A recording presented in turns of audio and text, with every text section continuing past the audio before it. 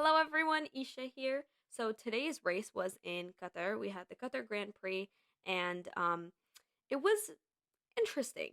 I usually start off my video saying what an incredible quali session we saw today or what an incredible race.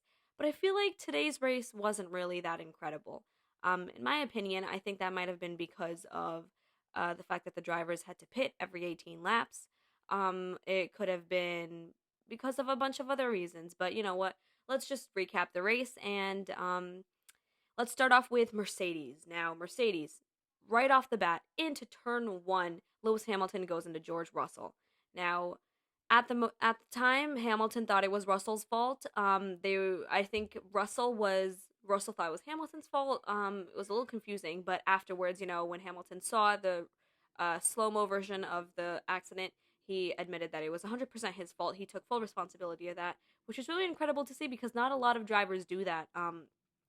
Nowadays, but that was really nice that he did that. And I think in some of the post race interviews, we saw George Russell and Lewis Hamilton hugging and just having a good conversation. So there's no like sort of animosity between them, but because of that accident, Lewis Hamilton was out of the race, which was really, really unfortunate because it would have been really incredible to see how him staying in the race would have impacted the podium at the end of the race.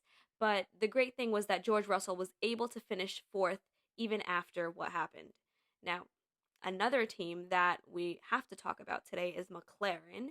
Um, not just because of one of their drivers, but because both had an incredible performance. Oscar Piastri, a rookie, you know, r- like we've got a few rookies on the grid right now. And by a few I mean we've got Logan Sargent, and then we've got Liam Lawson, who's kind of a rookie. It's not his full season, but I consider him a rookie either way. So Oscar's performance just has been totally incredible. I'll be talking about Logan Sargent later on, but Oscar Piastri won the sprint race yesterday, and then on top of that, today came in second, which was a huge, huge deal. Especially because he came in front of his teammate Lando Norris. Now, this is something that we were talking about on the Grid Network's live post race show earlier today. But that could be a bit of a problem for Lando Norris because he is the senior driver, and in all of the other driver pairings that he's been a part of for McLaren, he was the junior driver. With Sainz, with Ricardo, he was the junior driver. So when Carlos and Daniel did better than him, it wasn't that big a deal. But now that he's the senior driver, he's supposed to be the more experienced one.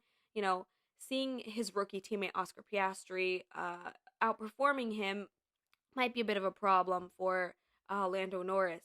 But either way, it was a good performance from both of them.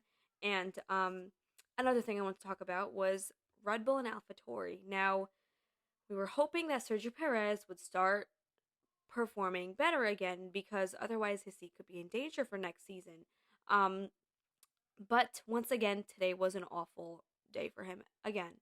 And this is also something we are talking about on the Grid Network, but I feel like when we throw Liam Lawson into the mix, it could change things a little bit. But I think that for AlphaTauri, the seats are pretty set. I don't think they're gonna replace Daniel Ricciardo or Yuki Tsunoda with Liam Lawson. I think they're gonna stick with this pairing at least for the next season.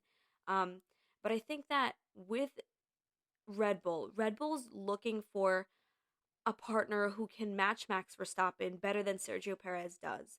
And Max Verstappen's a really young talent that Red Bull brought in, really young raw talent that they shaped into this amazing three-time world champion.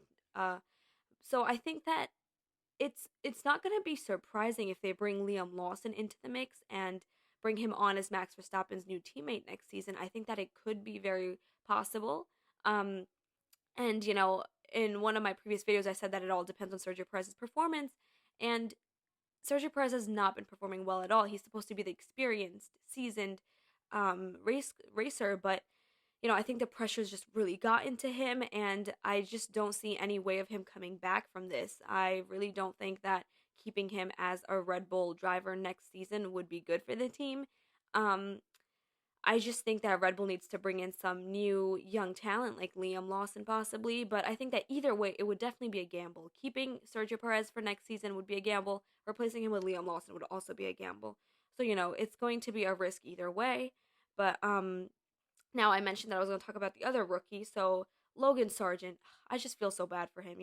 It's his first season, so a lot of the things that he's doing can be forgivable under that label of he's a rookie. But then you've also got Oscar Piastri as a rookie, and he just won a sprint yesterday and came in second in today's Grand Prix. Now, you can also chalk that up to the fact that they've got different cars. The McLaren has significantly improved. Um, but then when you look at the Williams, you have Alex Albon, who is performing much better than Logan Sargent. So, it's sort of a confusing situation right now. And I just feel so bad for him because today, it's just like any chance that he gets where he can sort of improve himself or sort of prove that he's not this awful driver, it just goes downhill. He gets into an accident. Just something happens. Like in today's race, going into the race, he was feeling unwell. He's been having some sort of like flu-like symptoms, I think Williams said. And then in today's race, he was so close. He on his 40th lap out of 57 total laps, he had to come in. He couldn't finish the race because he was just feeling so unwell. And when they showed the onboard camera, you could tell that he was really struggling, and I just felt so bad for him. But also at the same time, it's like, what is the best move for Williams at this point? They're going to keep Logan Sargent. They're not going to take him off and replace him with another driver. But the question is, will Logan Sargent improve next year? Because I feel like by this point in the season, we should have seen some sort of improvement. It's been a pretty poor performance from him since the beginning of the season to now. He's had a lot of time to get used to the car, but we're not really seeing many results. So I think it's a really, really complicated situation when it comes to Logan Sargent. But overall, I think we're just gonna have to watch what happens next season. I think that's really gonna depend whether Sargent stays on the grid for the 2025 season or he gets dropped by Williams and replaced with another driver. Now, the final point that I wanted to cover for today's video was Ferrari, Carlos Sainz specifically. I was so upset when I found out right before the race that he wouldn't be competing in the Grand Prix today because Singapore, he won. Japan, he did a pretty good job as well. And I just feel like the Ferraris had finally been getting back to that, like, status that we know the Ferraris to hold, to be those exceptional drivers with the exceptional car, with giving us exceptional results. But today just wasn't the day. Charles Leclerc finished in 5th, which is also really good. But Carlos Sainz, it was so sad that we couldn't see him race. He was going to be starting in 12th anyway, but there was unpredictability in today's race, and he definitely could have come up higher because in yesterday's video, I predicted that Lando Norris, who was starting in 10th, wouldn't be able to go higher up than 7th. And look where he finished. He was on the podium. So, with Carlos Sainz, I think we could have really, really seen him in 6th place right behind Charles Leclerc too. So I think that it was just really unfortunate that we didn't get to see him competing at all.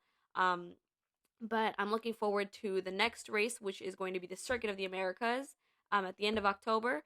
So I'm really excited for that and just to see how McLaren performs because a lot of people are questioning whether McLaren will be able to be pole contenders for the next race or for any of the next 2 to 3 races, sort of.